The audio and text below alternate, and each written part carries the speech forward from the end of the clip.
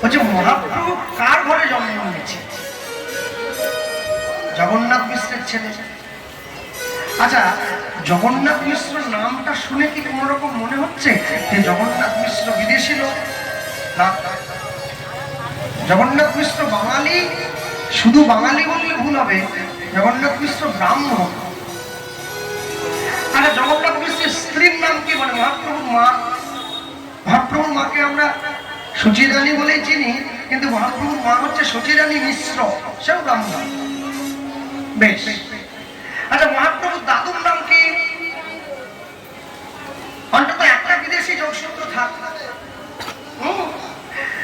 মহাপ্রভুর দাদু আসতে ভারতীয় ক্রিকেটার, ভারতীয় একাদশে সুযোগ খেলতেছে যারা টি-20 বিশ্বকাপ খেলা হচ্ছে, একজন খেলোয়াড় জন্য হার্দিক পান্ডে, তাকে নাকি এখন দাবি করা হচ্ছে সে নাকি জন্মসূত্রে রাশিয়ান, ভারতীয় নয়।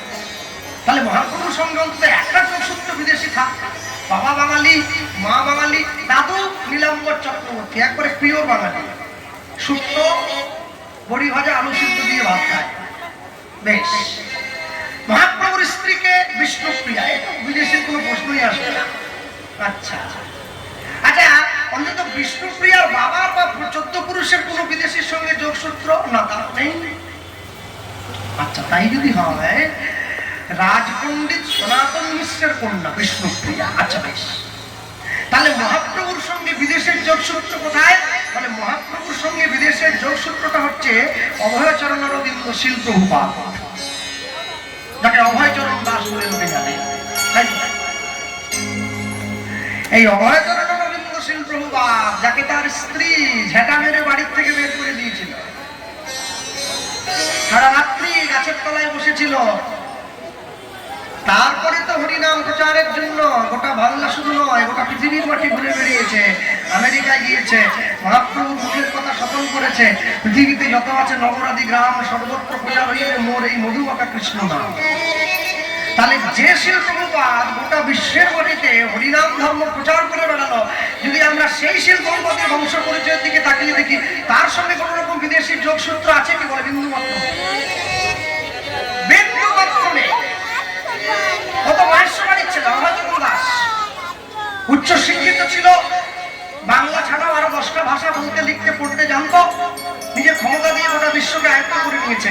মানে আমার কাছে কথা হলো, মহাপ্রভু বাঙালি, মহাপ্রভু বাবা বাঙালি, 14 পুরুষ বাঙালি, মা বাঙালি, বউ বাঙালি, দাদু বাঙালি, বউয়ের বাড়ি বাঙালি, যে হরিনাম নিয়ে গেল সে বাঙালি। তাহলে আমি স্কুলে যাচ্ছি কিসের জন্য?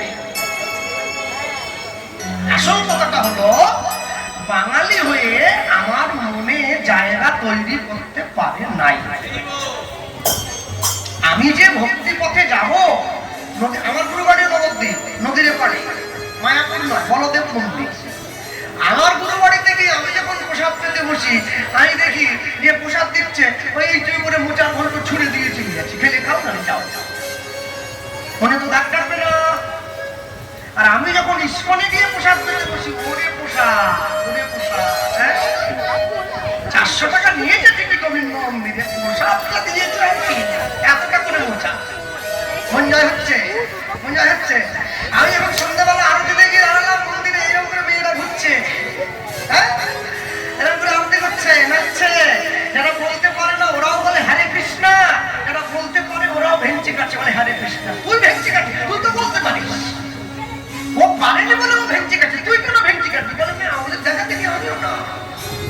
ইস্কনের প্রভুরা শিখিয়ে গেছে, হরি বল বলবে না, বলবে হ্যারি বল।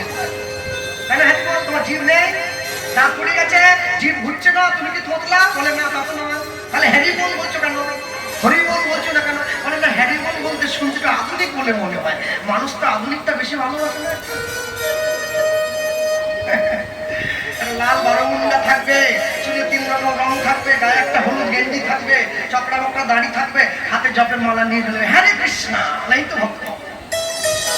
এই দেখো, কিরকম ভক্ত, মানুষের পাগল, মানে তা ভক্তি। শোনো, ভক্তি কোনোদিন দেখিয়ে হয় না, ভক্তি কোনোদিন দেখিয়ে হয় না। আমি স্কুলের এক প্রভুকে বলেছিলাম, ভগবান শ্রীকৃষ্ণের বংশ পরিচয় যদি আপনি খুঁজে দেখেন, ভগবান শ্রীকৃষ্ণ ভারতবর্ষের মাটিতে জন্ম নিয়েছে, সংস্কৃত মাদ্রাজি ব্রাহ্মণ পরিবারের ছেলে। শুধু তাই নয়, যশোদার ঘরে লালন পালন হতে পারে, কিন্তু জন্ম নিয়েছে দেবকীর ঘরে। দেবকী গোয়ালা নয়, দেবকী ব্রাহ্মণ। আমি আসল জায়গাটা খুঁজে দেখো। যে ভগবান শ্রীকৃষ্ণ অর্জুনকে গীতার উপদেশ দিয়েছে কুরুক্ষেত্রের মাঠে গিয়ে, কুরুক্ষেত্রের মাঠটা আমেরিকা, ফ্রান্স, রাশিয়ায় নয়, আমাদের ভারতবর্ষে। যে অর্জুনের এক নাম নর, যে অর্জুন সারা ভারতবাসীর পক্ষ থেকে, গোটা বিশ্ববাসীর পক্ষ থেকে গীতার সেই মহামূল্যবান উপদেশ শুনেছে, অর্জুনের বংশ পরিচয়ের দিকে তাকিয়ে দেখো, অর্জুনও ব্রাহ্মণ পরিবারের সন্তান। তাহলে অর্জুন ব্রাহ্মণ, ভগবান শ্রীকৃষ্ণ ব্রাহ্মণ। যে গীতাটা যে ভাষায় লেখা হলো, যে ভাষায় বলা হলো, ওকে দেবনাগরী ভাষা বলে, যে ভাষায় দেবতারা কথা বলে, যে ভাষা বিদেশিদের আয়ত্তের অনেক বাইরে। কিন্তু দুঃখের বিষয় কি? দুঃখের বিষয় এটাই, আমি গীতার ক্লাস করতে যাচ্ছি ইস্কনের প্রভুর কাছে, যে ঠিক মতো করে শ্লোক উচ্চারণই করতে জানে না।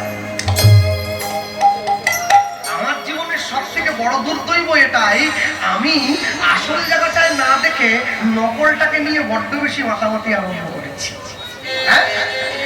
ইমিটেশনের গয়না পরে রাস্তা দিয়ে চলে গিয়ে নিজের দেহের সৌন্দর্য বাড়ানো যায়, কিন্তু ইমিটেশনের গয়না সোনার দোকানে জমা দিলে সোনার দোকানদার 10 টাকাও দেয় না, বলে এটা ইমিটেশন। গোটা দেশের মাটিতে এত সোনা থাকতে তুমি কেন যাবে? বলে কেন গেছি জানো? বলে দেশের সোনাগুলো আমার মন জয় করতে পারেনি, তাই আমি বিদেশি সোনার কাছে ছুটে গেছি। মহাপ্রভু বলেছিলেন, পৃথিবীতে যত আছে নগর আদি গ্রাম, সর্বত্র প্রচার হইবে মোরে মধুমাখা কৃষ্ণ নাম। কিন্তু মহাপ্রভু সেদিন যদি জানতেন যে আমার বাংলার ছেলে মেয়েগুলো তারা বিদেশিদের পায়ে গিয়ে মাথা নত করবে, তিনি এই কথাটা কোনোদিন বলে যেতেন না। সবসময় মনে রাখবেন, দিবে আর নিবে, মিলিবে মেলাবে, যাবে না ফিরে এই ভারতের মহামানবের সাগর তীরে। সত্যের সঙ্গে অসত্যের যখন লড়াই হয় না, সত্যের বাহিনীটা বড় ছোট হয়, অসত্যের বাহিনীটা বিরাট হয়ে যায়। কৌরব পাণ্ডবকে দেখে শেখো না, অসত্যের বাহিনীটা বিরাট। ক্ষণিকভাবে অসত্য জয়লাভ করে, কিন্তু অসত্য জয়লাভ করলেও রাজ্যের দায়ভার কিন্তু সত্যের উপরে এসেই বর্তায়। সত্যই কিন্তু রাজ্য পরিচালনা করে, অসত্য কোনদিন পরিচালনা করতে পারে না। তাই তুমি তোমার জীবন বোধের উপরে দাঁড়িয়ে, তুমি তোমার জীবনে সত্য অসত্যের মুখোমুখি যখন দাঁড়াবে, তোমাকে নিজের বিবেক দিয়ে বিচার করে নিতে হবে যে আমি সত্যের পক্ষে থাকবো না আমি অসত্যের পক্ষে থাকবো। কেন? আমি যদি সত্যের পক্ষে থাকি আমার জীবনে কষ্ট একটু হবে, কিন্তু শেষে জয়টা আমারই হবে। আর যদি অসত্যের পক্ষে থাকি, আমি ক্ষণিকের জন্য জিতবো ঠিকই, আসল জায়গাটায় গিয়ে জীবনের কিন্তু হেরে যেতে হবে। সারা পৃথিবীর বিখ্যাত বীর নেপোলিয়ন বোনাপার্ট বলেছিলেন, 100টা গাধা যদি লড়াই করতে যায়, একটা কুকুর যদি ওদেরকে নেতৃত্ব দেয়, ওই গাধাগুলো কুকুরের মতো যুদ্ধক্ষেত্রে গিয়ে মারা যাবে। আর 100টা কুকুর যদি লড়াই করতে যায়, একটা সিংহ যদি ওদেরকে নেতৃত্ব দেয়, কুকুরগুলো সিংহের মতো লড়াই করবে। তাহলে আপনি আগে ঠিক করবেন, আপনি আপনার জীবনের সম্মুখে, আপনি আপনার জীবনের বিবেক বোধের উপরে যাকে দাঁড় করিয়েছেন, সে কি প্রকৃত আপনার জীবন পরিচালনা করার জন্য উপযুক্ত বলে আপনার মনে হয়? আর যদি সেটা মনে হয়, তাহলে আমি বলবো আপনি ঠিক করেছেন। যদি মনে হয় যে না আমার মনে হয় সেটা ভুল, তাহলে আপনি ভুল করেছেন। হ্যাঁ, জীবনে সবসময়ের জন্য সত্যের মুখোমুখি দাঁড়াবার জন্য তৈরি থাকতে হবে। কোন মুহূর্তে সত্য এসে সম্মুখে দাঁড়িয়ে পড়বে এ বোঝা বড় মুশকিল। কে যাবি ভাই ভবসিন্ধু পার, ধন্য কলি যুগ ধন্য চৈতন্য অবতার। হ্যাঁ, চৈতন্য মহাপ্রভুকে অবতার বলে বলা হলো। যে চৈতন্য মহাপ্রভুকে অবতার বলে বলা হয়েছে, এই 10 অবতারের মধ্যে চৈতন্য মহাপ্রভুর নাম কোথাও নেই। ভগবান সত্যযুগে 5 বার এসেছেন, মৎস্য, পূর্ব, বরাহ, নৃসিংহ, বামন। সেটা যুগে 2 বার এলেন, রাম, পরশুরাম। তারপর যুগে 1 বার কৃষ্ণ, কলি যুগে 1 বার এসছেন। হ্যাঁ, গৌতম বুদ্ধ রূপে আরেকবার আসবেন উড়িষ্যার সম্বলপুরে বিষ্ণু যশা ব্রাহ্মণের ঘরে কল্কি অবতার রূপে। তাহলে এই যে 10 অবতারের কথা বলা হলো, এর মধ্যে তো মহাপ্রভুর নাম নেই। বলে মহাপ্রভু অবতার নয়, তাই তো নাম নেই। মহাপ্রভু হচ্ছে অবতরী, তরী মানে নৌকো। নদীতে পার হতে গেলে যেমন নৌকোতে উঠতে হয়, তেমনি বিরাট বড় ভবসিন্ধুটা পার হতে গেলে হরিনামের নৌকোতে উঠতে হবে। সেই নৌকোটা মহাপ্রভু আমাদেরকে এনে দিয়েছে, অতীব সহজে ওঠা যায়। তাহলে নৌকোতে উঠতে গেলে তো পয়সার দরকার হয়? বলে না, হরিনামের নৌকায় উঠতে গেলে কোনো পয়সার দরকার হয় না। যখনই বলেছে পয়সার দরকার হয় না, প্রশ্ন সমাজে উঠে পাবলিক ছুটে গিয়ে ধরেছে। বাবা তো শুধু মুখে বললে হবে না, সম্পত্তি দিয়ে দিলাম। ছেলে বলে তুমি যে দিলে দলিল করে দাও, মানে কি করে বুঝবো দিলে? মানুষজন ধরে এসে বলছে তুই কাগজে লিখে দাও, তুমি আমাকে বললে মহাপ্রভুর নামে